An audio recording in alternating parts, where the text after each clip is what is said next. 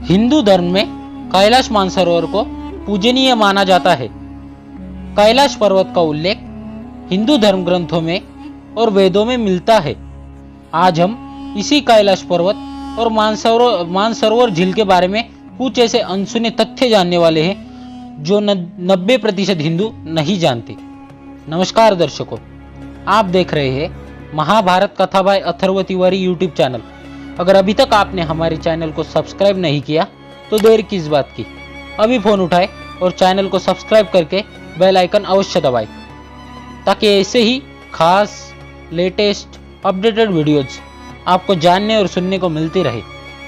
कैलाश मानसरोवर भगवान शिव का निवास स्थान। पौराणिक कथाओं में कैलाश पर्वत को भगवान शिव का निवास स्थान माना गया है। यह रहस्यमय पर्वत अपने आप में कई कथाओं को समेटे है।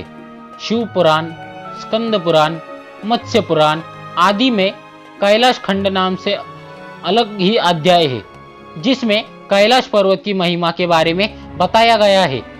पौराणिक मान्यता कहती है कि कैलाश पर्वत के पास प्राचीन धन कुबेर नगरी भी है। हालांकि इसके निश्चित स्थान के बारे में अभी कुछ पता नहीं लगाया जा सका है। आज हम आपको बताने जा रहे हैं कैलाश पर्वत से जुड़े वे रहस्य जिनके बारे में आपने पहले नहीं सुना होगा।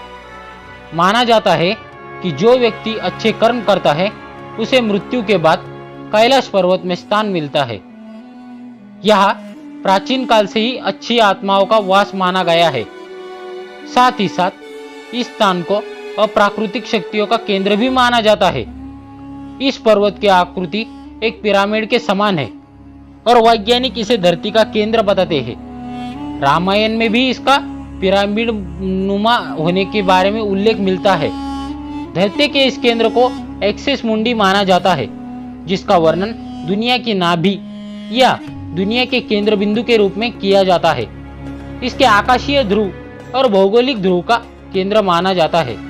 माना जाता है कि यह वह बिंदु है जो आकाश धरती से आकर मिलता है।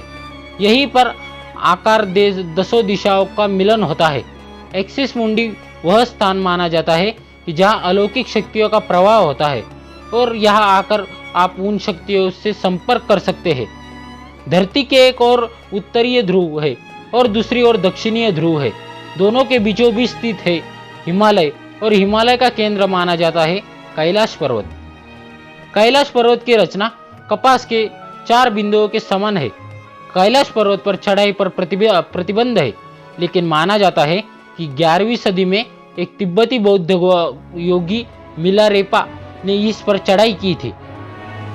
भौगोलिक परिदृश्य की बात करें तो कैलाश पर्वत सिंध, ब्रह्मपुत्र, सतलज और घाघरा। कैलाश मानसरोवर शुद्ध पानी की दुनिया की पहली सबसे उच्चतम झील मानी जाती है जिसका आकार सूर्य के समान है। यहाँ राक्षस झील भी है जो दुनिया की सबसे उच्चतम खारे पानी की झील में से एक है। इसका चंद्र के समान माना जाता है। इसको सकारात्मक और नकारात्मक ऊर्जा का स्रोत माना जाता है। हवाई दृश्य देखने पर इन सब झील और पर्वतों में स्वस्तिक के समान आकृति उभरती है। ये तो बातें रही है कैलाश पर्वत के भौगोलिक स्थिति के बारे में। अब आपको बताते हैं कैलाश पर्वत से जुड़ी धार्मिक मान्यताओं के बारे में। मान्यता है कि यहाँ केवल पुण्यात्मा ही निवास करती है।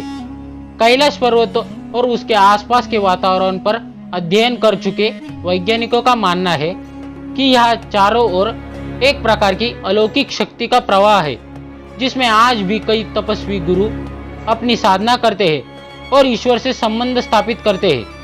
यदि आप कैलाश मानसरोवर झील के क्षेत्र में जाएंगे जो यहाँ आपको निरंतर एक प्रकार की ध्वनि सुनाई देगी। जी हाँ दर्शकों, मैं यही कह रहा हूँ, आप यहाँ आएंगे तो आपको निरंतर एक प्रकार की ध्वनि सुनाई देगी। ध्यान से सुनने पर यह आपको कानों में डमरू और ओम की ध्वनि गुंजायन होगी। इस ध्वनि का स्रोत आज तक कोई नहीं जान पाया है। वैज्ञानिकों के शोध के आधार पर यह भी कहा जाता है कि यहाँ पर हवाएं जब पहाड़ से टकराती है और बर्फ पिघलती है तो यह ध्वनि उत्पन्न होती है। इतना ही नहीं, पर्वत के ऊपर आसमान में भी कई बार विशेष प्रकार की दिव्य रोशनी देखे जाने की बात कही गई है। नमस्कार दर्शकों, आज की ये कथा, यह वीडियो कैलाश पर्वत मानसरोवर के बारे में आपको अच्छी लगी हो तो वीडियो को एक बार लाइक कर देना और कमेंट सेक्शन में बताना कि ये वीडियो आपको कैसा लगा। और आप चैनल पर नए हैं तो चैनल को सब्सक्राइब करके बेल आइकन अवश्य दबा देना, ताकि ऐसी ही खास लेटेस्ट अपडेटेड वीडियो आपको जानने और सुनने को मिलती रहे। मिलेंगे ऐसी अगली खास वीडियो में, तब तक के लिए बहुत बहुत धन्यवाद।